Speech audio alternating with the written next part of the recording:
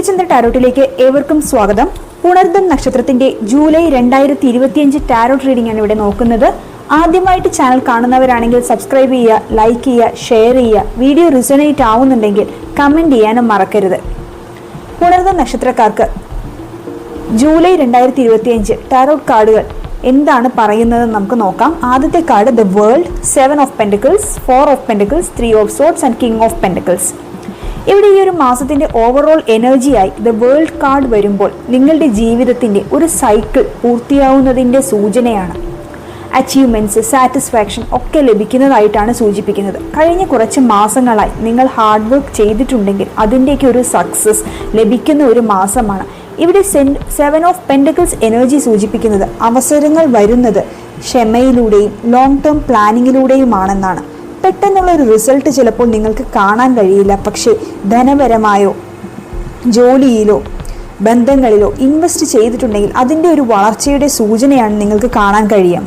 ഇവിടെ നിങ്ങൾക്ക് ശരിയായൊരു വഴി തിരഞ്ഞെടുക്കാനും നിങ്ങളുടെ സ്ട്രാറ്റജിയൊക്കെ റിഫൈൻ ചെയ്യാനുമൊക്കെ അവസരം ലഭിക്കുകയാണ്. ഈ ഒരു മാസം നിങ്ങൾക്കുള്ള ചാലഞ്ചസ് ആയി 4 ഓഫ് പെന്റിക്കിൾസ് വരുമ്പോൾ ഇവിടെ നിങ്ങൾ ഫേസ് ചെയ്യാൻ പോകുന്ന വെല്ലുവിളി നിങ്ങളുടെ മനസ്സിലെ ഭയമാണ്. ധനം, വിശ്വാസം, ബന്ധങ്ങൾ ഇവയൊക്കെ നഷ്ടപ്പെടുമോ എന്നുള്ള ഭയം കൊണ്ട് നിങ്ങൾ അവയൊക്കെ മുറുകെ പിടിക്കുന്നു. അത് നിങ്ങളുടെ ഗ്രോത്തിനെ തടയുന്നു. കാലത്തിനൊത്ത് മാറാൻ നിങ്ങൾ തയ്യാറാവുന്നില്ല. മാറ്റങ്ങൾ സ്വീകരിക്കാനുള്ള പേടി, കൈവിട്ട് കളയാൻ തയ്യാറാവുന്നില്ല. നിങ്ങളൊരു കംഫർട്ട് സോൺ അത് നഷ്ടപ്പെടുമോ എന്നുള്ളൊരു പേടിയാണ്. നിങ്ങൾ സ്വീകരിക്കേണ്ട ആക്ഷനായി 3 ഓഫ് സോർഡ്സ് വരുമ്പോൾ നിങ്ങൾക്ക് ഏറ്റ മാനസികമായ മുറിവുകളെ അംഗീകരിക്കുക. കഴിഞ്ഞ കാലത്തെ മറക്കുക, അവോയ്ഡ് ചെയ്യുക. എങ്കിൽ മാത്രമേ മനസ്സിനേറ്റ മുറിവുകൾ ഉണങ്ങുകയുള്ളൂ. റിയാലിറ്റിയെ ഫേസ് ചെയ്യുക.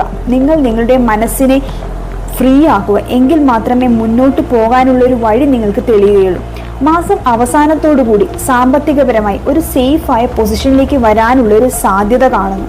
നിങ്ങളുടെ ഹാർഡ് വർക്ക്, ബുദ്ധിപരമായ തീരുമാനങ്ങൾ, ഇമോഷണൽ മെച്യൂരിറ്റി ഇവയുടെയൊക്കെ റിസൾട്ട് നിങ്ങൾക്ക് കാണാൻ കഴിയും. എല്ലാവരിൽ നിന്നുമുള്ള അംഗീകാരം,